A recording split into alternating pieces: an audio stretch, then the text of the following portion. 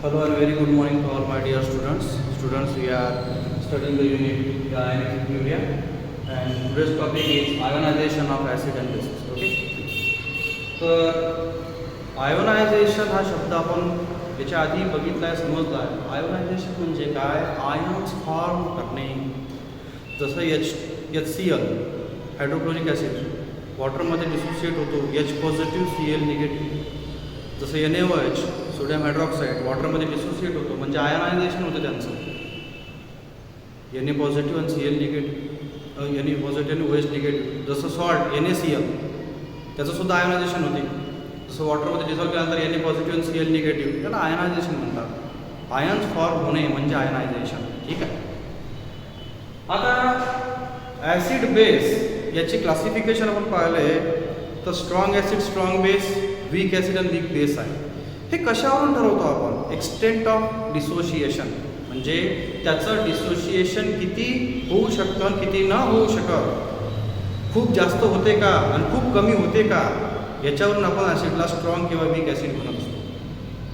मग आपण लिहिलं जातं, या साईडला आपण स्ट्रॉंग ॲसिड, स्ट्रॉंग बेसचं आयनायझेशन पाहणार आहे, या साईडला आपण वीक ॲसिड, वीक बेसचं आयनायझेशन पाहणार आहे. बाकी लिहिलं जातं, strong acid and strong bases are near about completely dissociated. याचा अर्थ असा की जर का तुम्ही स्ट्रॉंग ॲसिड किंवा स्ट्रॉंग बेस जर का वॉटरमध्ये डिसोसिएट करत असाल, डिझॉल्व करत असाल, तर ते स्ट्रॉंग ॲसिड किंवा स्ट्रॉंग बेस कम्प्लिटली आयोनाइज होते, म्हणजे त्याचं नियर अबाउट कम्प्लिटली डिसोसिएशन होते. कशामध्ये? तर वॉटरमध्ये. जसं एक्झाम्पल पाहणार आहे की like strong acid and strong bases are almost completely dissociated in water. जसं एक्झाम्पल पाहिलं HClचं आपण समजा का डिसोसिएशन बघत असेल, कसं होईल? नाव HCl. आता HCl हा हायड्रोक्लोरिक ॲसिड आहे, स्ट्रॉंग ॲसिड आहे. एक्झाम्पल कसं? ॲक्वा म्हणजे वॉटर. हां, तर रिमेंबर, जेव्हा स्ट्रॉंग ॲसिड आणि स्ट्रॉंग बेस असते त्यांचं डिसोसिएशन दाखवत असताना तुम्हाला सिंगल एरो दाखवले नाही, कारण की तिथं कोणतं इक्विलिब्रियम इस्टॅब्लिश होत नाही, हे लक्षात घ्या. नाव कसं होईल? H positive plus Cl. इथं सुद्धा ॲक्वा का पाण्यामध्ये आहे ना, या प्रकारे डिसोसिएशन. म्हणजे याचा अर्थ म्हणायचा अर्थ असा, HCl जर तू वॉटरमध्ये घेत असाल तर कम्प्लिटली डिसोसिएशन होते, म्हणजे डिसोसिएट आयन हे झाले, अनडिसोसिएट आयन हे झाले. तर याचा अर्थ असा का अनडिसोसिएट आयन राहतच नाही शक्यतो. आणि का बरं? कारण complete molecules, almost completely molecule हे डिसोसिएट होऊन जातात, म्हणजे त्याचा आयन्स फॉर्म होते. पॉझिटिव्ह चार्ज म्हणजे कॅटायन्स, निगेटिव्ह चार्ज म्हणजे. ठीक आहे. एक्झाम्पल जर घ्यायचं आहे तुम्हाला, स्ट्रॉंग बेसचं एक्झाम्पल जर घ्यायचं आहे, NaOH घ्या, वॉटर काय होईल? पहा बरं डिसोसिएशन कसं होईल, म्हणजे त्याचे आयन्स कसे फॉर्म होईल? नाव Na positive plus OH negative. आता हा निगेटिव्ह चार्ज त्या पुस्तकात पण कसं आहे? प्रिंटिंगमुळे होते, कसं ऑप्शन राहतो निगेटिव्ह. याचा अर्थ असा का NaOH हा जर स्ट्रॉंग बेस असेल तर त्याचं आयोनायझेशन म्हणजेच त्याचं डिसोसिएशन हे नियर अबाउट कम्प्लिटली झालं पाहिजे. जर होत असेल तर तो स्ट्रॉंग बेस होईल, हे लक्षात घ्या. हेन्स स्ट्रॉंग ॲसिड आणि स्ट्रॉंग बेसचे जेव्हा तुम्ही डिसोसिएशन दाखवता वॉटरमध्ये, कम्प्लीट सिंगल एरो दाखवतो, कारण का त्यांच्यामध्ये डिसोसिएशनची सगळ्यात जास्त जेव्हा कम्प्लिटली डिसोसिएट होते त्यांचं आयोनायझेशन होते.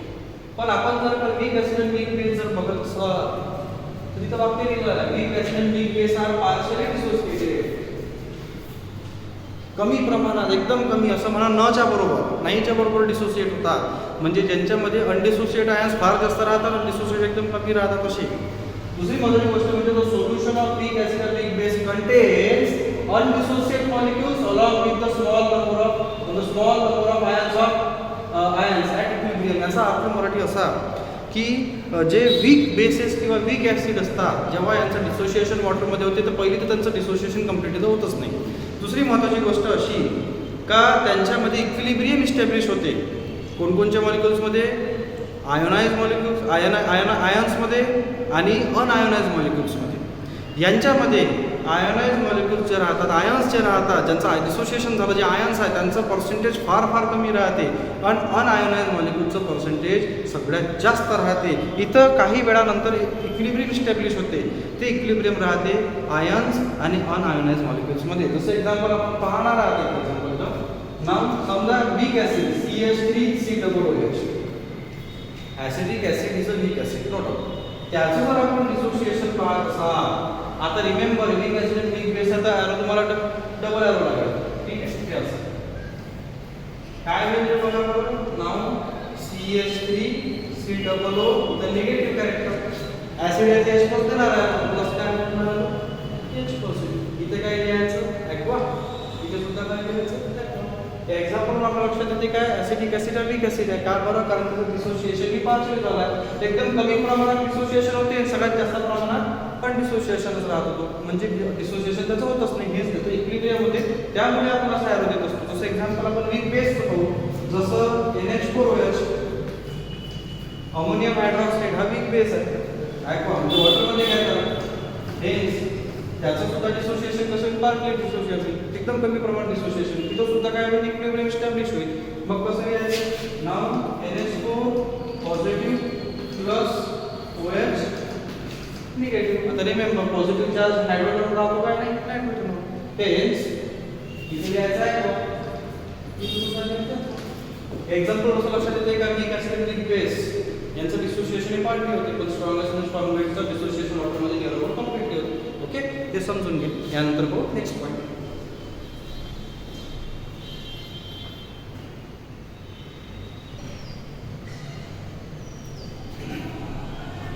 नाव आता बघू आपण dissociation constant of weak acid and weak base. आता आपल्याला स्ट्रॉंग ॲसिड स्ट्रॉंग बेसचं नाही तर वीक ॲसिड वीक बेसचं डिसोसिएशन बघायचं आहे. डिसोसिएशन कॉन्स्टंट काढायचं आहे. कसं काढायचं आहे बघू. ठीक. नाव dissociation constant of weak acid and weak base, याच्यामध्ये सगळ्यात पहिले आपण बघू डिसोसिएशन ऑफ वीक ॲसिड.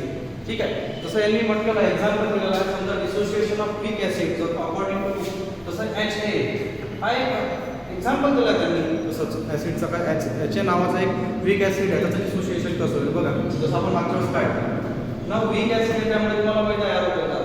ठीक आहे ना, HA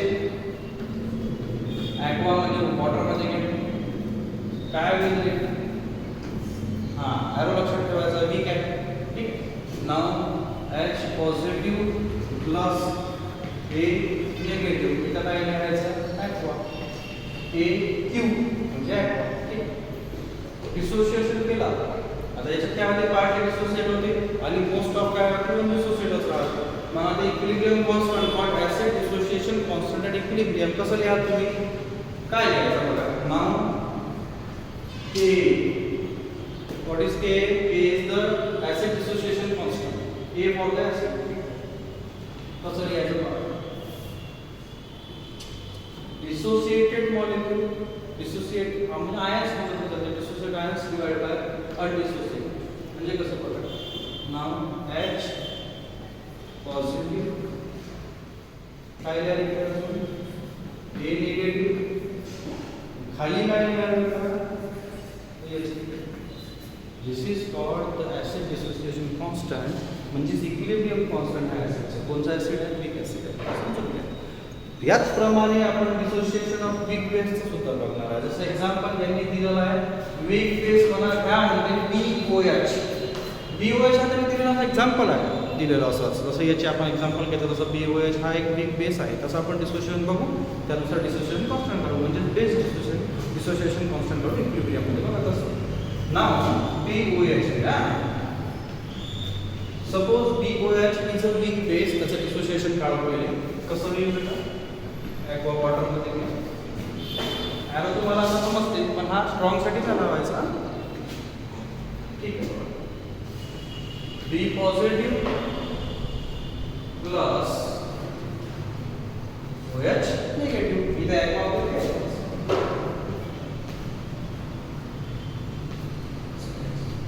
आता हे तर झालं आहे आपलं डिसोसिएशन. मग इक्विलिब्रियम कॉन्स्टंट म्हणा किंवा base dissociation constant at equilibrium कसा लिहायचा, कसं लिहायचं. नाव इथं KB. What is KB? KB is the base dissociation constant at equilibrium.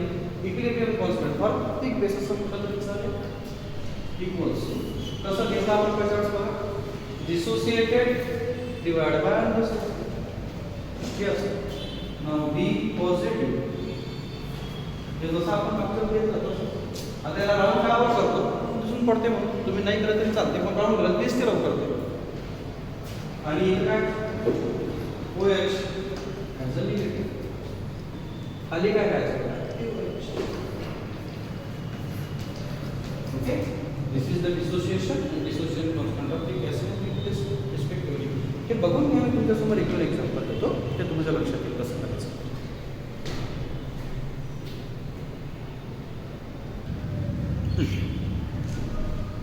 जसं आपण एक्झाम्पल घेऊ आता वीक ॲसिडचं आणि वीक बेसचं समजा वीक ॲसिडसाठी एक्झाम्पल घेऊ आपण ॲसिडिक ॲसिड त्याचं डिसोसिएशन बघू आणि डिसोसिएशन कॉन्स्टंट बघू म्हणजे ॲसिड डिसोसिएशन कॉन्स्टंट आणि इक्विलिब्रियम बघू कसं समजा जर का मी घेतलं आहे वीक बेस ॲसिडिक ॲसिड नाव CH3 COOH ऑक्सिजन मोठा काढायचा ॲक्वा डिसोसिएशन बघितलं आहे नाही काय घ्यायचं CH3 COOH निगेटिव्ह काय प्लस काय लिहायचं H पॉझिटिव्ह इथे काय द्यायचं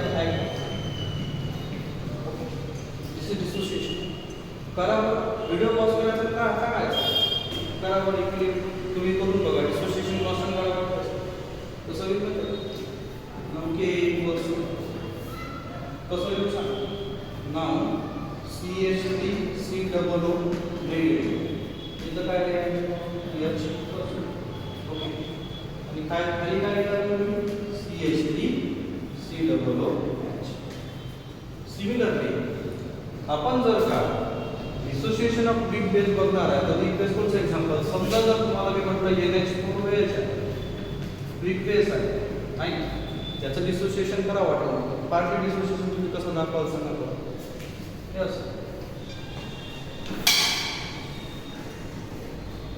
कसं दाखवाल पहा NH4 पॉझिटिव्ह प्लस काय होईल OH निगेटिव्ह इथे काय लिहायचं